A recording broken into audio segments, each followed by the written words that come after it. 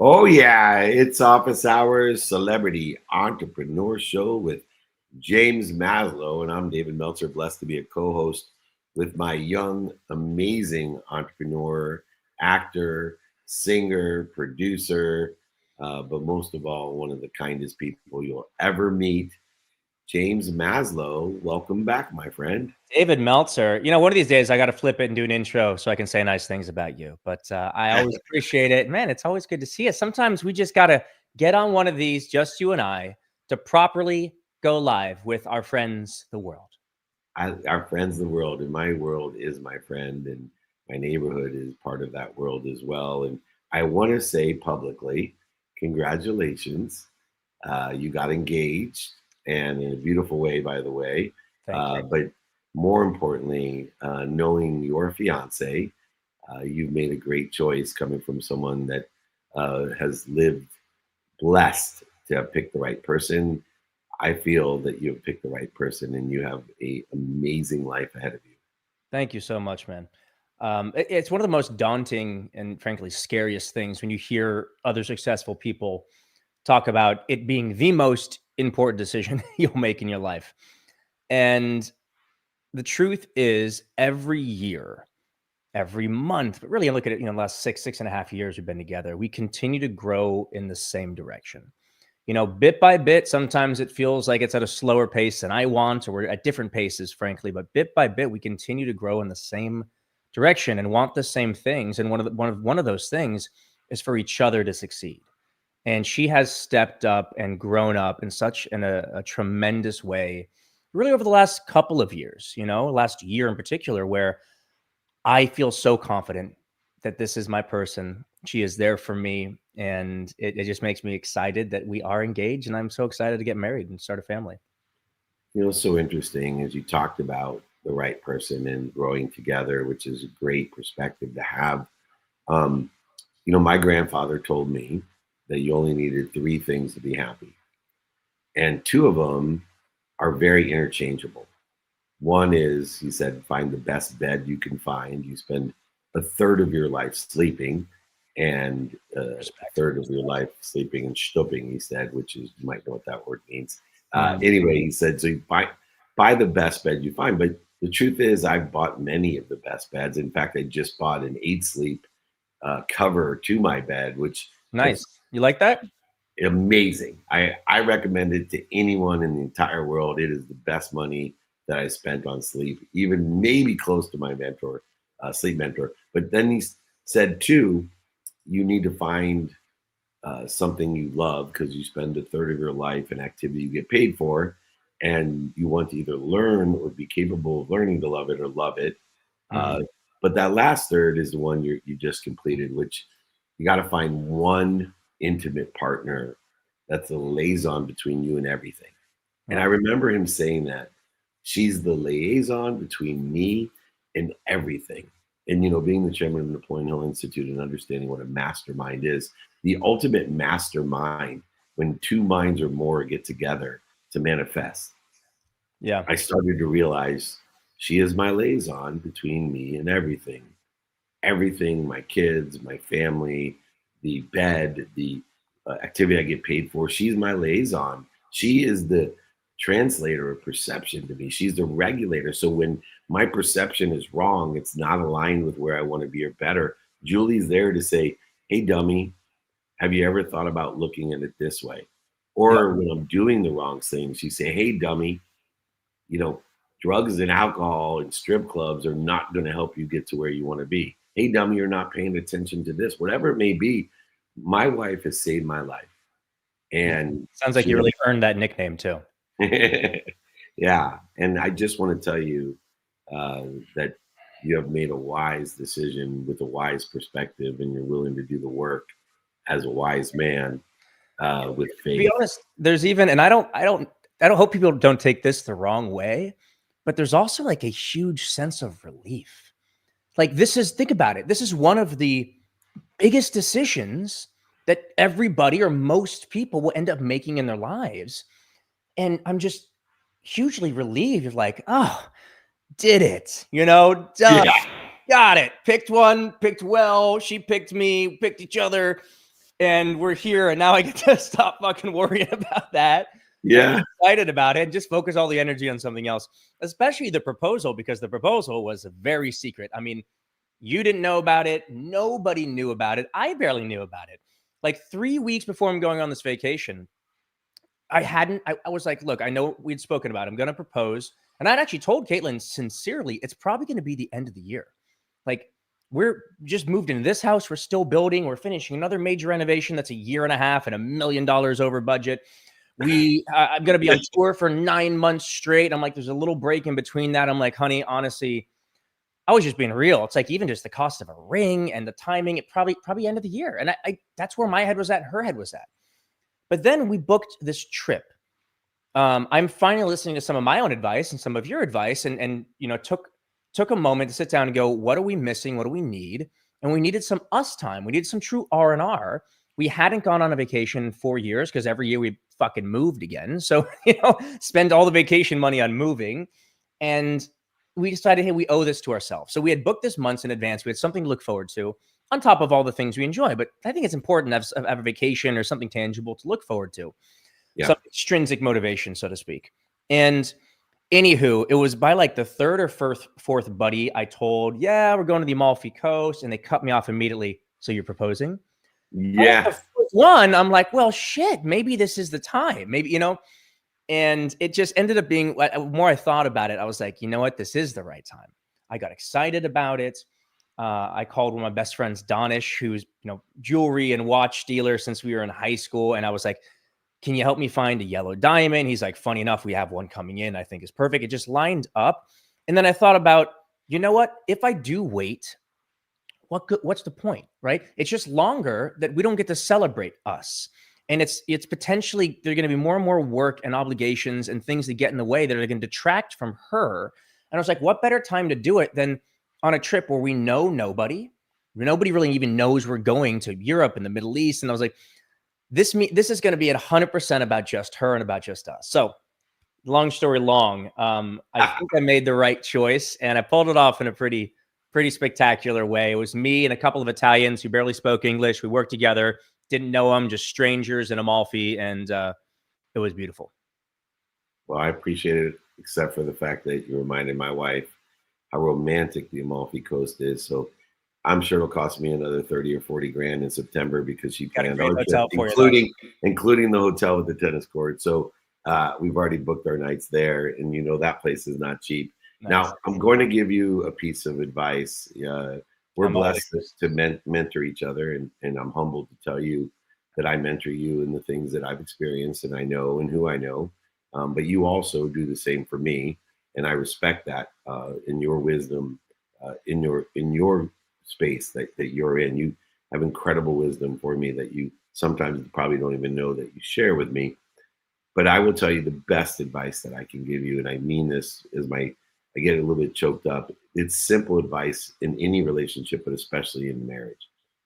Look for what you want in Caitlin. I've been married, it'll be 28 years when I go to the Amalfi Coast myself to celebrate with my wife. And the only times I have trouble in my marriage is when I look for what I don't want in her. And you will find it when you look for what you don't want. When you look for what you don't want in anyone, you're going to find it. But when you look for what you want in the most important person in your life, your liaison, man, you get more of that. And all of a sudden people look at you, and you've been around me and my wife, and I am not shy about how much I love and adore her, and how much I respect her, and how appreciative I am that she's with me and supportive of me. I would not be nearly where I am today if I wasn't looking for what I wanted in my wife. I love that, man. That's great advice. And I try and show Caitlin all the time with a butt grab. I'm always thinking about her. I'm like, boop, nice butt. And she, once in a while goes, babe. And I go, what do you mean? I'm giving you a huge compliment. Not huge, but like, huge compliment. And I love you. And the day that I stop doing this, that's a problem. No problems today. Not a But I boy. think it's really wonderful advice because I think that's applicable to anybody, right? As you said, if you are looking for a reason not to like someone, it's probably pretty easy to find. But if Yeah. you flip the perspective, right? And all of us, by the way, I mean, me and you less so than most people, Yeah, right. but I love that. it's truly though, I love the opposite approach to it, which like instead of focusing on the negatives, which sometimes we all fall into that trap, focus on the positives. Like, hey, let me just take a moment. I'm frustrated with this person, but what are all the things that I love? What are all the ways in which they actually make my life better and positive?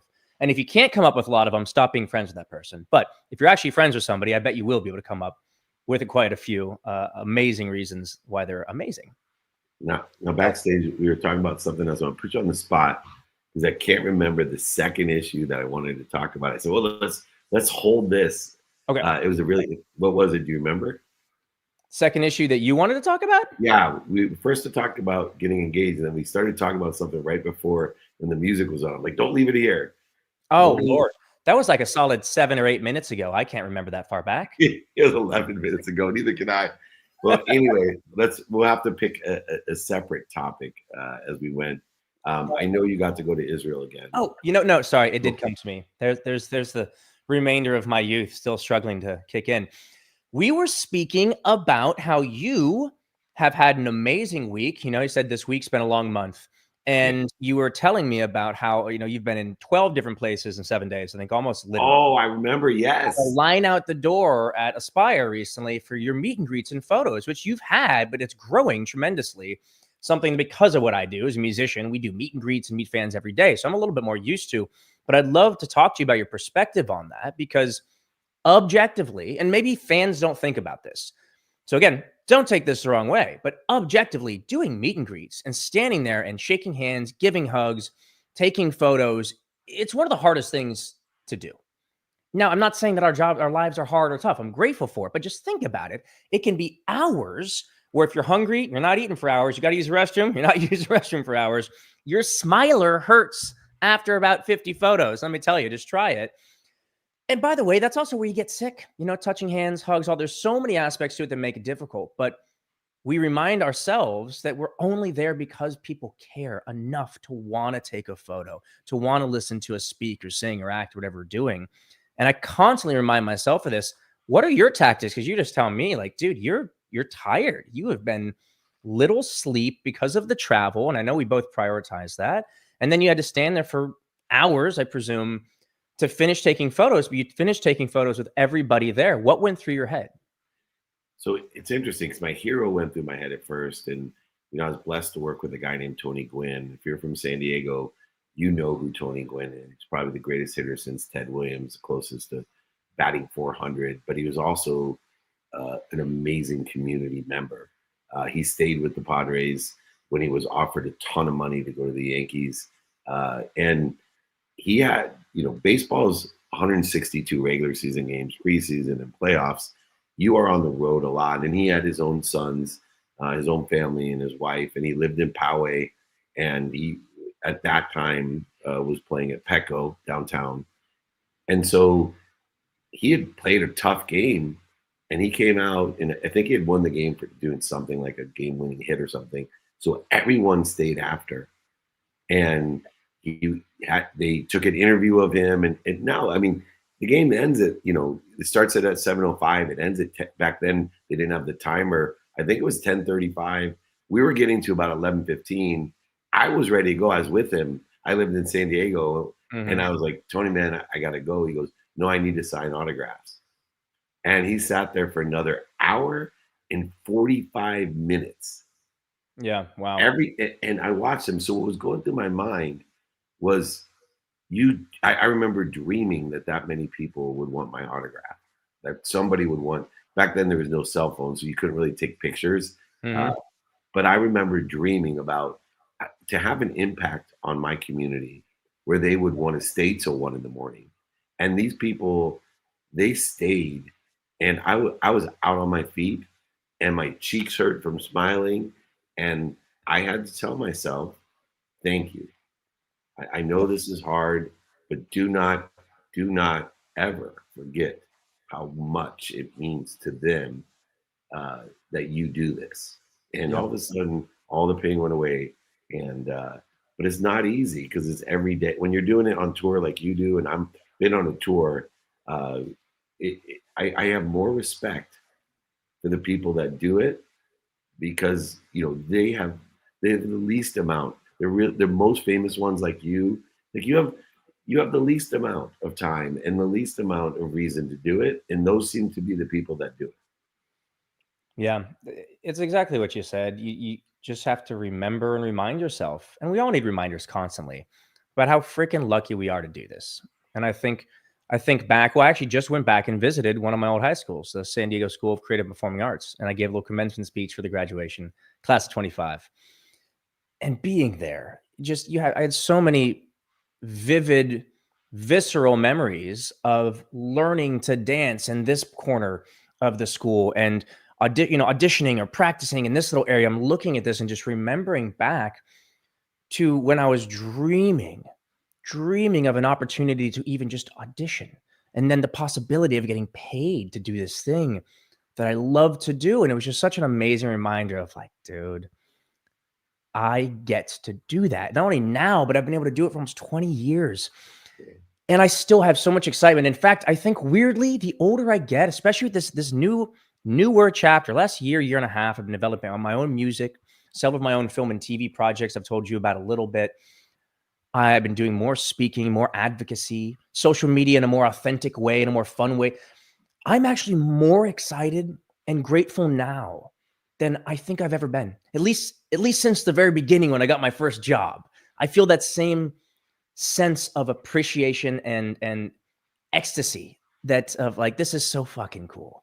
Um, and it is, and it really is. So I love that you, after your tremendous career, are now again growing to this place where like it's about you and you're rediscovering your love and your passion, and you've built your community now to remind you of like how lucky you are after doing this. I'm not even saying this to age you, but for so many years, like that's bloody impressive and inspiring. I appreciate it, and it is a blessing. And there's so many things. I love the term "I get to do this," and I'll share a story with you because I think that perspective of "I get to do things" is the essence or the takeaway from what you and I both get to experience and we get to do. Uh, I went to Korea when I was working at Samsung, 22 straight days, and my daughters were at the time all under 10 years old. And every day I thought to myself, man, there's only Skype, and it didn't work like you would think it would work back then. But Yeah. and most of the time when they were awake, I had to go to, sometimes I fell asleep before I could talk, and I was at the pinnacle of loneliness Yeah. in Korea by myself. And I flew home in 22 hours, and all I could think about is I want to hug my girls and my wife. That's all. Miles wasn't born yet, and us all, like, it was the longest flight in the world when you're coming home like that. Mhm. And I finally get home, and Julie, almost the minute I got home after she kissed and told me she loved me and the girls I hugged, she said, "Oh, can you take Marlena to cheerleading?" And I said to her, "Are you kidding me? I've gone 22 days, and the minute I get home, I have to go drive her to cheerleading." And that's, the wisdom of my wife. She said, "Oh, you have to." She goes, "You were whining, excuse my language, but this is the quote, direct quote from Julie. You were whining like a pussy for 14 days, how much you missed me and your girls. And now I'm giving you an opportunity to spend 30 minutes with your daughter, Yeah. one on one. And you're telling me I have to do it?" She goes, "What world are you living in?" Once again, another lesson in marriage, Wise, but two, wise woman. I get to do it. And so I catch myself all the time in these situations. And I love the fact that that's what you said. I get to do this. And that's the true perspective that we have. Uh, Real quick, takeaway wise, I know at the end, I love always to have a takeaway of something. What was your biggest takeaway of your commencement speech? Not your takeaway of the show, but Yeah. I've been blessed to do some commencement speaking, and I always want or intend to have a takeaway for the kids. What did you intend for them to have a takeaway from your speech? I actually tried to distill down something tangible for them to take away. I really thought about that. I'm like, of all the stories I could tell, what's something that might be somewhat helpful? And I broke it down into two things. And then I kind of, obviously elaborated on each thing. First of which may sound simple, but you and I both know how hard this can be. Believe in yourself. Like truly, actually believe you can do it. Otherwise, there is no chance. One of my favorite adages or quotes, is like, whether you believe you can or you can't, you're right. So Yes. start there. You better believe you can, or else no one else will. Starts with you, stems from you. And then the second one, which I think might be a little strange coming from me, but it's a very realistic part of this, is get ready to work your ass off. And I broke that down too. There is a lot of factors that go into this success coming when that preparation meets the opportunity, but you can't control the opportunities. You sure as shit can control the preparation. And I was like, you know what? I really hope if they forgot everything else, that was a simple little one too. You better believe in yourself and you better work your ass off. And I believe that's an unstoppable combination. I love that. When I gave the commencement speeches I was blessed to give, mine was always do your best, learn lessons, and have fun. And be able to tell those stories and continue today to give that advice to kids. Do your best, learn lessons, and have fun. And I promise you, you'll be happy, detached from any outcome that you believe, that you desire. My friend, I will tell you, nobody represents those lessons better than you. I am so happy to be able to celebrate you and Caitlin. I'm so happy to be a part of your life. So happy to have you back in Nashville, in studio. Yep. All I have to say is thank you and God bless you. Thank you and God bless you, my friend. It's great to see you as always. I love you. Incredible James Maslow, everyone. Celebrity Entrepreneur Show with James Maslow. Appreciate everyone. I'll be traveling as usual. Come to visit us at SoFi, the SoFi Mastermind, then VidCon. Then, of course, that's Anaheim, New York, Las Vegas, Atlanta. They got it in there. We got tons of stuff going on. Just remember, reach out to us, david@dmeltzer.com. Join our group, join our neighborhood, david@dmeltzer.com. We appreciate you. Be more interested than interesting. Be kind to your future self and do good deeds. We'll see you tomorrow. Have a great night. Peace.